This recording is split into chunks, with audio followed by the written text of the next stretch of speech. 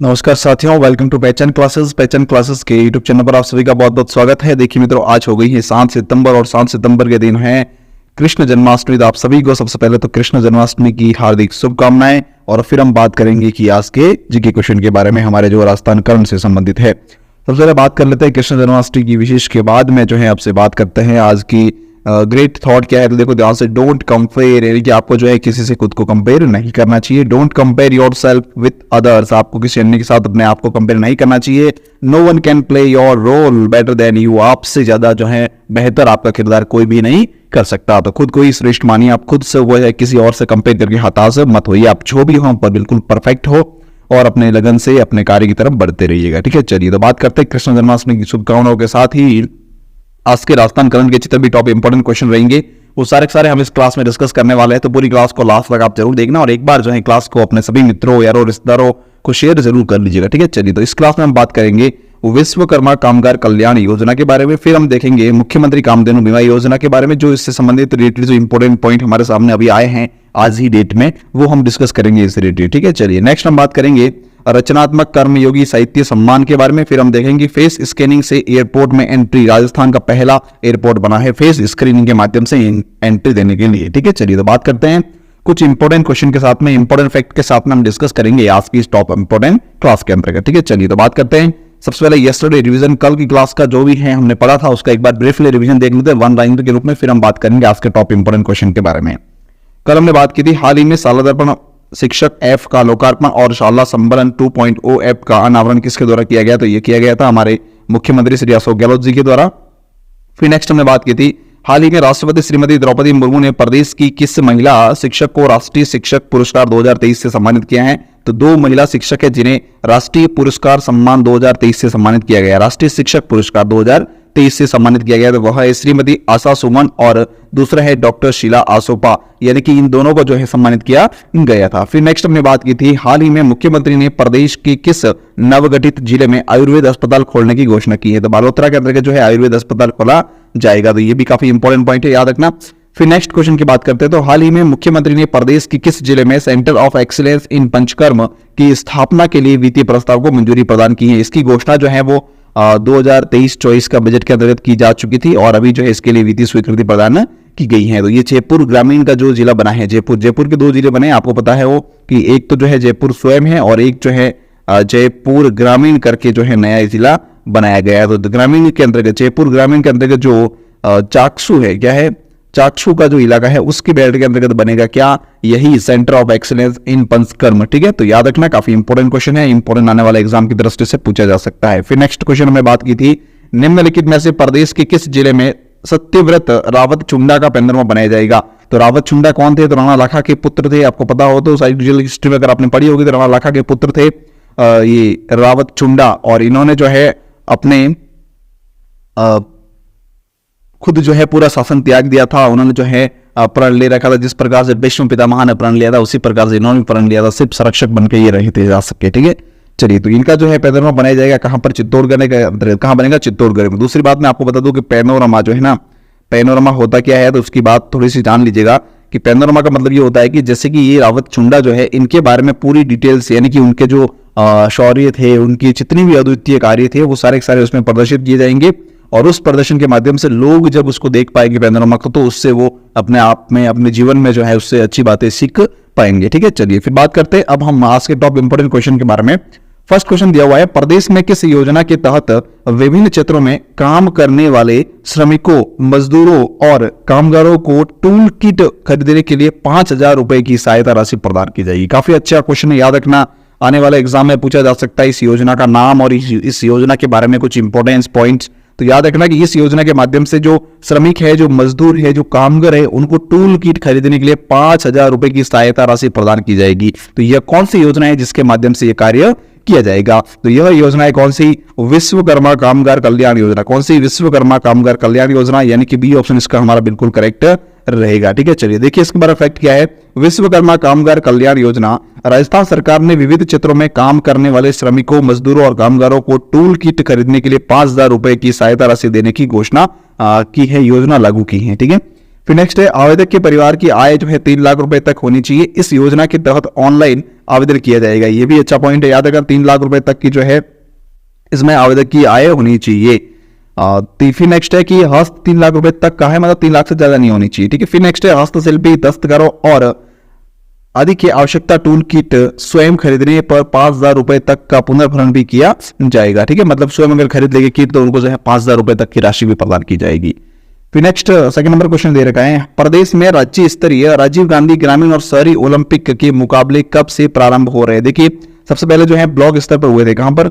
सबसे पहले ब्लॉक स्तर पर संपन्न हो गए, उसके बाद में जो है अभी जिला स्तर पर संपन्न हो गए। किस पर? जिला स्तर पर। जो अभी आपको बता दूं कि 1 सितंबर से लेकर, कब से? 1 सितंबर से लेकर 6 सितंबर तक जो है ये कार्य, ये खेल खेले गए। कहां पर? जिला स्तर पर, राजीव गांधी ग्रामीण और शहरी ओलंपिक। और अब जो है इसका आयोजन किया जा रहा है कहां पर? राज्य स्तर पर। कहां पर? राज्य स्तर पर। तो बहुत ही जल्दी जो है राज्य स्तर पर भी इसका आयोजन प्रारंभ हो जाएगा। तो कब होने वाला है, इसकी डेट आपसे पूछी गई है, तो ऑप्शन आपके सामने है, देख लीजिएगा। डेट जो है वो 15 सितंबर, यानी कि 15 सितंबर से ये शुरू हो जाएंगे। तो सी ऑप्शन इसका हमारा बिल्कुल सही रहेगा। ठीक है, चलिए बात करते हैं इसके फैक्ट के बारे में कि राज्य स्तरीय मुकाबले जो है वो कब से? 15 सितंबर से शुरू होने वाले हैं। कहां पर? 15 सितंबर से शुरू होने वाले हैं। देखिए फैक्ट इसके बारे में, ये तस्वीर देख सकते हो आप, ये तस्वीर जिला स्तर की है। ठीक है, चलिए फिर नेक्स्ट इसके फैक्ट है कि राजस्थान राज्य स्तरीय मुकाबले जो है वो कब से होने वाले हैं? 15 सितंबर से शुरू हो जाएंगे। प्रदेश भर में राजीव गांधी ग्रामीण और शहरी ओलंपिक की जिला स्तरीय प्रतियोगिताओं का समापन हो गया है। जिला स्तरीय प्रतियोगिता कब से कब तक चली थी? तो 1 तारीख से लेकर 6 सितंबर तक, 1 से लेकर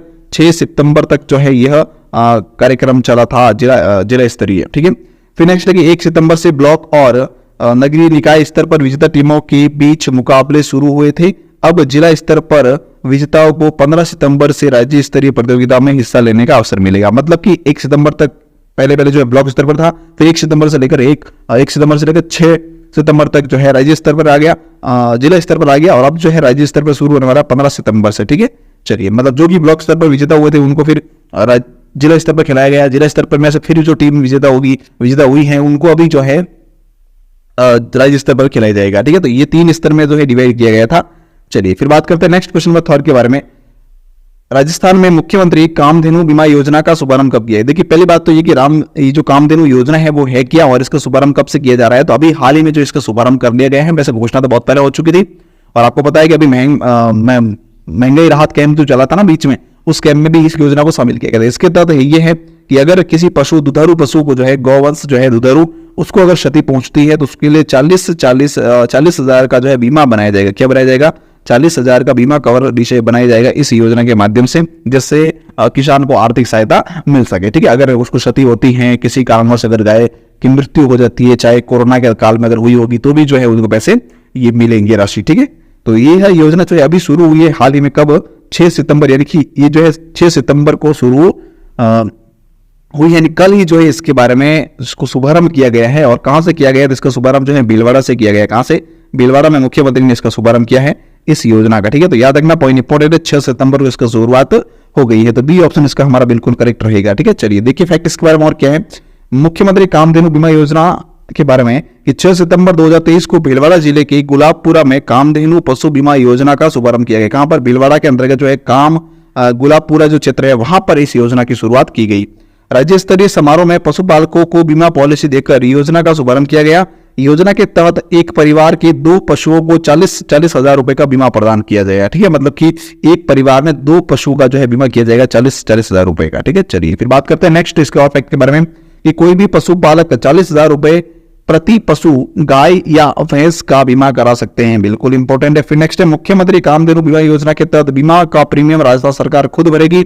और उसके अलावा यानी राज्य सरकार ने 20 लाख के स्थान पर अब 40 लाख पशुपालकों को लाभान्वित करने तथा 40 लाख दुधारू गाय भैंस के स्थान पर 80 लाख गाय भैंस का बीमा किए जाने का निर्णय लिया। मतलब पहले जब डिसाइड किया गया था टोटल जो है 20 लाख को लाभार्थी बनाया जाएगा, और अभी जो इसको लोगों की संख्या बढ़ाकर उसमें जो है 40 लाख पशुपालकों को लाभान्वित किया जाएगा, ये घोषणा की गई है। और पहले जो है 40 लाख दुधारू पशु को स्थान था इसमें, लेकिन अभी से उसको बढ़ाकर 80 लाख रुपए तक का, 80 लाख गाय भैंस तक का बीमा करने की बात स्टार्ट की गई है। नेक्स्ट है कि मुख्यमंत्री ने राजस्थान के बजट में प्रदेश के पशुपालकों के लिए मुख्यमंत्री कामधेनु पशु बीमा योजना की घोषणा की थी। कब? बजट जो आया था 2023-24 का बजट, 2023-24 का जो बजट था उस बजट में इसकी घोषणा की जा चुकी है। ठीक है, चलिए फिर बात करते हैं नेक्स्ट क्वेश्चन नंबर 4 के बारे में। राज्य के किस साहित्यकार को राजस्थानी भाषा के लिए रचनाकार कर्मयोगी साहित्य सम्मान प्रदान किया जाएगा? काफी अच्छा क्वेश्चन है, ये भी याद रखना कि राज्य के किस साहित्यकार को राजस्थानी भाषा के लिए रचनाकार कर्मयोगी साहित्य सम्मान प्रदान किया जाएगा? तो यह प्रदान किया जाएगा किसी जगदीश दान जी को, यानी कि यहाँ पे बी ऑप्शन इसका हमारा बिल्कुल करेक्ट होगा। देखिए इनके बारे में फैक्ट क्या है, राज्य के साहित्यकार को मिलेगा रचनाकार कर्मयोगी साहित्य सम्मान। क्या मिलेगा? रचनाकार कर्मयोगी साहित्य सम्मान। देखिए कोलकाता की प्रतिष्ठित संस्था रचनाकार, एक ये रचनाकार जो संस्था है कहाँ की? कोलकाता की है, ठीक है। एक साहित्यिक एवं सांस्कृतिक क्रांति परिवर्तन भय की ओर से बीकानेर के जाने माने साहित्यकार जगदीश दान, याद रखना जगदीश दान का संबंध किससे है? तो इनका संबंध जो है बीकानेर से, कहां से? बीकानेर से संबंध है किनका? जगदीश दान जी का, ठीक है। चलिए तो इनको जो है राजस्थानी भाषा के लिए रचनाकार कर्मयोगी साहित्य सम्मान 1 अक्टूबर 2023 को प्रदान किया जाएगा। कब? 1 अक्टूबर को। कब दिया जाएगा भाई याद रखना, तो 1 अक्टूबर को जो है ये इन्हें दिया जाएगा, 1 अक्टूबर 2023 को, ठीक है। चलिए फिर नेक्स्ट बात करेंगे, सम्मान समारोह एवं वार्षिक अधिवेशन 1 अक्टूबर 2023 को रत्नों को रत्नाकार कर्मयोगी ननी गोपाल चक्रवर्ती स्मृति साहित्य सम्मान राजस्थान में भी प्रदान किया जाएगा किसको? रत्नों को, ठीक है। चलिए फिर बात करते हैं नेक्स्ट है कि संस्था के संस्थापक अध्यक्ष सुरेश चौधरी अग्रवाल है, जिनको वह राजस्थान सरकार की सूचना एवं जनसंपर्क विभाग के सहायक निदेशक राजस्थान सूचना केंद्र कोलकाता हिंगलाज दान रत्नों ने संयुक्त रूप से बताया कि रत्नों को साहित्य पुरस्कार, सम्मान राशि, शॉल, अंगवस्त्र, स्मृति चिन्ह और पुष्पहार महानगर कोलकाता में भव्य एवं गरिमामय समारोह में प्रदान किया जाएगा। तो ये कुछ इंपोर्टेंट फैक्ट थे। फिर नेक्स्ट बात करते हैं क्वेश्चन नंबर 5 के बारे में, राज्य का एकमात्र एयरपोर्ट जिसमें फेस स्क्रीनिंग की शुरुआत की गई। देखिए अभी जो है एंट्री जब हो रही है ना एयरपोर्ट के अंदर, तो पहले जो है सारी चेकिंग वगैरह होती थी, अब फेस स्क्रीनिंग के माध्यम से चेकिंग होगी। तो मतलब ज्यादातर समय भी ज्यादा नहीं लगेगा और केवल जो है लगभग एक पैसेंजर की बात करें तो उनके लिए जो है करीब 8 से 10 मिनट समझ लो आप, 10 मिनट का बेनिफिट होने वाला। क्या 10 मिनट जो है उनके बचेंगे उस चेकिंग के, ठीक है। अब डायरेक्ट जो है जैसे आप गेट के अंदर एंटर हो जाएंगे तो गेट पर ही जो स्क्रीन फेस स्क्रीनिंग मशीन लगी हुई होगी, उस मशीन से स्क्रीन हो जाएगा कि इस बंदे ने टिकट जो है वो लिया है या नहीं लिया है, ठीक है। तो वो जो है राजस्थान का कौन सा एयरपोर्ट है जो इसमें फर्स्ट बना, मतलब इंडिया लेवल में जो है इसमें कुछ डिसाइड किए गए थे कि ये एयरपोर्ट जो है वहां होंगे, और उसी बात को लेकर जो है राजस्थान से भी एक एयरपोर्ट है जहां पर ये व्यवस्था की जाएगी स्क्रीनिंग की, ठीक है। तो वो कौन सा है? तो वो है जयपुर इंटरनेशनल एयरपोर्ट। कौन सा? जयपुर इंटरनेशनल एयरपोर्ट है, यानी कि यहाँ पे ए ऑप्शन इसका हमारा बिल्कुल करेक्ट रहेगा, ठीक है। चलिए देखिए इसके बारे में फैक्ट क्या है इंपोर्टेंट, देश के 7 एयरपोर्ट्स पर यात्री भार को देखते हुए फेस स्क्रीनिंग से एयरपोर्ट के अंदर एंट्री यात्रियों के बच रहे हैं 10 मिनट, मतलब कि टोटल जो है 7 एयरपोर्ट है। कितने? देश के 7 एयरपोर्ट जो है वहां पर ये व्यवस्था की जाएगी, जिसमें से राजस्थान का भी एक एयरपोर्ट बना है। तो वो कौन सा है? जयपुर, ठीक है, जयपुर इंटरनेशनल एयरपोर्ट, ठीक है, याद रखना। फिर नेक्स्ट है जयपुर इंटरनेशनल एयरपोर्ट पर पिछले दिनों शुरू हुए डिजिटल एंट्री या डिजिटल यात्रा सुविधा से हवाई यात्रियों के समय की बचत हो रही है। इससे एयरपोर्ट के अंदर प्रवेश के समय में प्रति यात्री 8 से 10 मिनट की बचत हो रही है। इसके लिए यात्री को किसी भी तरह के दस्तावेज साथ रखने की जरूरत भी नहीं है। अब जो है डायरेक्ट फेस स्क्रीनिंग से ही स्कैनिंग किया जाएगा पूरा का पूरा। फिर देखिए नेक्स्ट है एयरपोर्ट के टर्मिनल 2 पर गेट संख्या 2 पर एक अलग लेन बनाई गई है, जहां यहां गेट पर लगी एक मशीन के जरिए यात्री का चेहरा स्कैन कर लिया जाता है और यह पहचान हो जाती है कि वाकई में उसने हवाई टिकट लिया है या फिर नहीं लिया है। तो ये स्क्रीन के माध्यम से पता चल जाएगा। फिर नेक्स्ट है ऐसे में यात्री को CISF की सुरक्षा जवान को सुरक्षा अपने दस्तावेज अपना अलग से दिखाने की जरूरत भी नहीं पड़ेगी, केवल फेस स्कैनिंग के आधार पर ही उसे एयरपोर्ट के अंदर जाने दिया जाएगा, ठीक है। फिर नेक्स्ट है 6 नंबर क्वेश्चन ले रखा है, शिक्षक दिवस से बालिका शिक्षा को लेकर बालिका को गोद लेने हेतु, शिक्षक दिवस के उपलक्ष्य में जो है बालिका शिक्षा को लेकर बालिका को गोद लेने हेतु प्रेरणादायक अभियान, क्या अभियान? प्रेरणादायक अभियान जो है इसकी शुरुआत किस जिला कलेक्टर के द्वारा की गई थी? तो फलोदी जिला जो बना है अभी नया, उसके नए जिला कलेक्टर बना है, उनके द्वारा जो है इसकी शुरुआत की गई, यानी कि यहाँ पे ए ऑप्शन हमारा बिल्कुल इसका करेक्ट रहेगा। देखिए फैक्टर्स के बारे में क्या है, राज्य में प्रेरणादायक अभियान जो है शुरू हुआ है। 1 महीने पहले बने फलोदी जिले के कलेक्टर ने शिक्षक दिवस पर बालिका शिक्षा को लेकर प्रेरणादायक अभियान की शुरुआत की है। उन्होंने शिक्षा के लिए एक बालिका को गोद लेने की मुहिम का आगाज किया करते हुए भामाशाह अफसरों एवं गणमान्य लोगों से आह्वान किया है कि भाई आप जो है किसी एक जो अनाथ बालिका है उसे गोद दीजिएगा और उसका पालन पोषण, मतलब कि उनकी शिक्षा की व्यवस्था है, उनके रहन सहन की व्यवस्था जो है थोड़ी सी उनकी हेल्प करिएगा, ठीक है। चलिए फिर नेक्स्ट है उन्होंने खुद राजकीय बालिका उच्च माध्यमिक विद्यालय SMB में आयोजित कार्यक्रम में एक प्रतिभाशाली बालिका को गोद लेने की घोषणा की है। उन्होंने सभी से आग्रह किया कि वे प्रत्येक व्यक्ति एक एक बालिका को गोद ले केवल औपचारिकता नहीं करे बल्कि हमेशा उससे समन्वय रखे, उसकी पढ़ाई में आने वाली कठिनाइयों को दूर करते हुए गाइड करे और सदैव उससे जुड़ाव रखे। फिर स्कूल फीस से लेकर करियर बनाने में करेंगे मार्गदर्शन। चयनित बालिका को जिस भामाशाह ने गोद लिया है वह उसकी विद्यालय फीस, यूनिफॉर्म, परीक्षा शुल्क, शिक्षण सामग्री आदि क्रय करने में और उसका आर्थिक सहयोग करेंगे। ठीक है, चलिए, तो ये है प्रेरणादायक अभियान जो कि फलोदी जिला कलेक्टर के द्वारा शुरू किया गया। चलिए, तो क्लास हमारी जो है लगभग और थोड़े सारे पॉइंट देख लेते हैं। बालिका का चयन विद्यालय प्राचार्य द्वारा किया जाएगा। अगर भामाशाहों ने रुचि दिखाई तो इसके पूरे जिले में क्रियान्वयन की योजना भी बनेगी। फिर नेक्स्ट, कलेक्टर ने प्रिंसिपल कांता पवार को इसका नोडल प्रभारी भी मनोनीत किया है। ठीक है, चलिए अब हम बात करते हैं कुछ इंपोर्टेंट हेडलाइंस के बारे में। देखो क्या है कि महात्मा गांधी सेवा प्रवर्ग, देखिए 50,000 महात्मा गांधी सेवा प्रवर्ग की नियुक्ति की जाएगी। कितनी? 50,000। तो इसमें से जो है आप याद रखिएगा कि इसके लिए चयन की प्रक्रिया के लिए साक्षात्कार जो शुरू हो गया है, जो जयपुर के अंदर साक्षात्कार किया जाएगा। याद रखना, 7 समितियां गठन किया गया है साक्षात्कार करने के लिए। जयपुर के अंदर इसका आयोजन रखा जाएगा और इसके माध्यम से जो है महात्मा गांधी सेवा प्रवर्ग की नियुक्ति की जाएगी और लगभग 50,000 जो है महात्मा गांधी सेवा प्रवर्ग बनाए जाएंगे। ठीक है, चलिए फिर देखिए नेक्स्ट क्लास कंप्लीट हो चुकी है। इसकी पीडीएफ आपको टेलीग्राम पर मिल जाएगी। टेलीग्राम का लिंक वीडियो के डिस्क्रिप्शन में आ जाइए और टेलीग्राम को ज्वाइन जरूर कर लेना। वीडियो को अब तक आपने लाइक, शेयर और कमेंट नहीं किया तो कमेंट जरूर कर लेना, लाइक जरूर कर लेना, वीडियो को शेयर जरूर कर लेना।